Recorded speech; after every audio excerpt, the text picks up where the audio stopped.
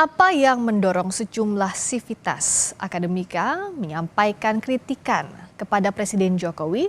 Kita berbincang dengan Hasrullah, dosen FISIP Universitas Hasanuddin, dan Sulistiowati Rianto, Guru Besar Antropologi Hukum Universitas Indonesia. Selamat malam Pak Hasrullah, Prof. Sulis.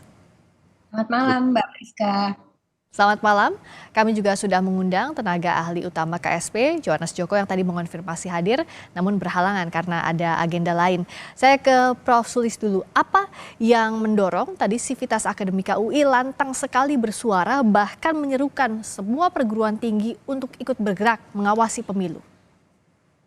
Terima kasih. Gerakan universitas yang terdiri dari para guru besar dan dosen-dosen itu adalah gerakan moral, bukan gerakan politik. Jadi, sesuai dengan mandat kami sebagai ilmuwan, maka kami tidak hanya berada di laboratorium, ruang-ruang kelas, dan ruang-ruang seminar saja, tetapi kami memiliki mandat yang besar, tanggung jawab yang besar agar keberadaan kami dan ilmu kami bermanfaat bagi masyarakat dan bagi bangsa. Oleh karena itu, ketika di masyarakat ada persoalan-persoalan yang begini genting, kami menganggapnya ini sudah sangat genting dan selalu kaitannya adalah dengan pemilihan umum, pergantian penguasa, dan kami melihat, semua orang melihat apa yang terjadi, kecurangan-kecurangan yang begitu masif, maka kami memutuskan diri untuk ikut bersuara sebagai tanggung jawab moral kami. Bahkan tadi keras sekali pernyataan saat deklarasi kebangsaan, hancurnya tatanan hukum dan demokrasi. Bagaimana menggambarkan situasi ini, Prof. Sulis? Karena terutama sejak revisi Undang-Undang KPK, ya, KPK dilemahkan, lalu ada banyak produk-produk legislasi dan hukum yang tidak mengakomodasi kepentingan-kepentingan masyarakat, tetapi kepentingan-kepentingan kaum elit. Lalu yang terakhir itu adalah putusan Mahkamah Konstitusi yang tidak bisa diganggu gugat lagi, meskipun MK mengatakan itu cacat etika secara berat, itu membuat kami merasa perjuangan 1998 yang melahirkan banyak sekali lembaga-lembaga sebagai perluasan dari trias politika, tidak hanya 3 sekarang jadi banyak. Nah, terutama KPK dan MK itu menjadi lembaga-lembaga yang tidak ada giginya lagi, sangat dilemahkan, beserta orang-orang di dalamnya juga, sampai ada keputusan-putusan yang nepotisme semacam itu. Dan kita lihat ketua KPK juga bermasalah. Baik, kalau dari Pak Hasrullah, apa keresahan utamanya? Jadi sebenarnya kalau kita lihat gerakan reformasi itu juga terpanggil universitas untuk melakukan, salah satu adalah kontrol sosial.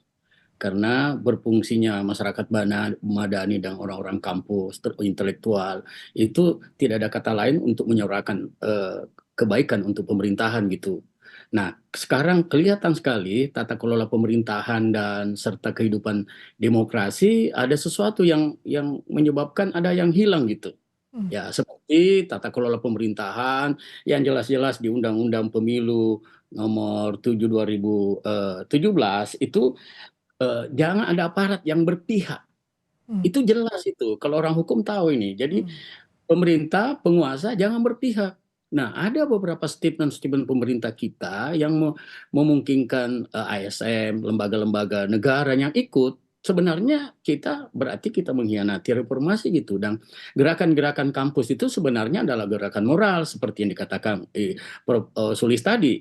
Yang lebih penting lagi selain kontrol sosial adalah kita terpanggil bahwa demokrasi yang kita bangun selama reformasi mestinya cenderung naik, Bu. Bro ya, ini cenderung turun gitu. Memang pemerintahan pertama Jokowi itu kelihatan personal branding dan ada beberapa yang cukup mengagetkan kita. Tapi di periode kedua, terutama di akhir jabatan ini, ada beberapa hal yang kita merasa orang kampus kok mengangkangi hukum gitu. Ya, Persoalan umur, wakil presiden, baik. kemudian kepantasan-kepantasan yang harus dia lakukan, saya anggap melihat bahwa kampus harus berbicara. Ya. Dan alhamdulillah ya, dari Sumatera, Jawa, Sulawesi, dari Ternate itu sudah, ini takut saya ini kalau tidak diperbaiki dalam waktu dekat. Hmm, Jadi presiden tidak bilang terima kasih, silakan kritik, nggak bisa bilang begitu. baik. Milik rakyat ini adalah milik milik pemerintah Indonesia, ini milik milik rakyat gitu, bukan. Baik. Ah, Nah, ya, silakan. Hmm.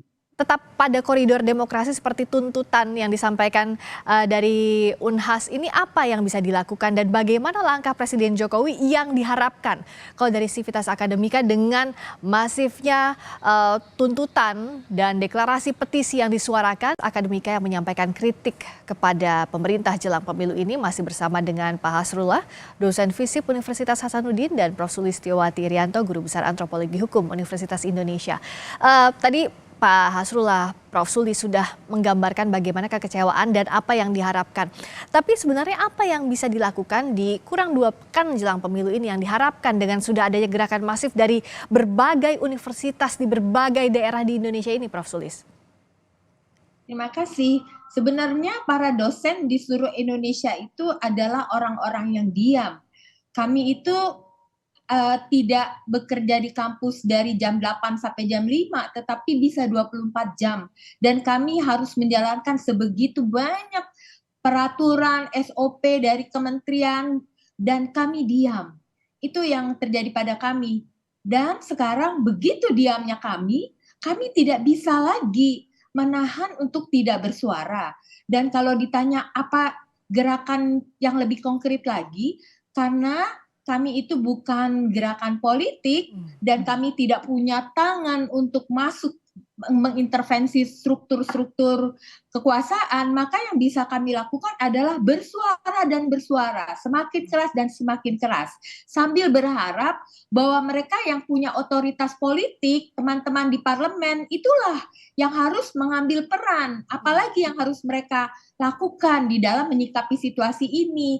Jangan diam-diam saja dan sibuk dengan caleg, apa itu namanya, calon legislatif yang berkampanye dan lain-lain itu. Gitu. Oke, kalau Pak Hasrullah tadi bilang, kalau ini dibiarkan tidak ada respons yang memuaskan dari sisi pemerintah, penyelenggara negara dan penyelenggara pemilu, ini bisa jadi gerakan lebih besar lagi. Bagaimana menilainya bahwa respons pemerintah sudah menanggapi dengan baik apa yang jadi tuntutan Civitas Akademika ini, Pak Hasrullah?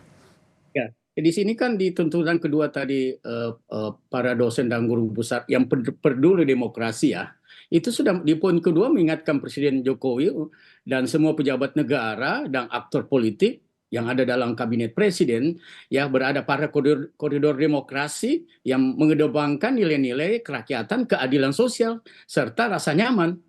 Jadi jangan mempertontonkan dramaturgi yang sifatnya hanya persuasi tapi sangat mengganggu kita punya kenyamanan dalam berdemokrasi.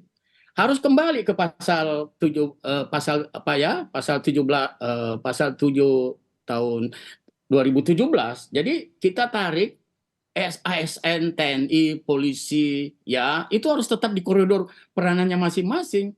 Kalau diizinkan ikut kampanye atau apa, ini kan merugikan, akan terjadi bentrok, dan itu sudah tidak bisa merubah undang-undang dengan pernyataan.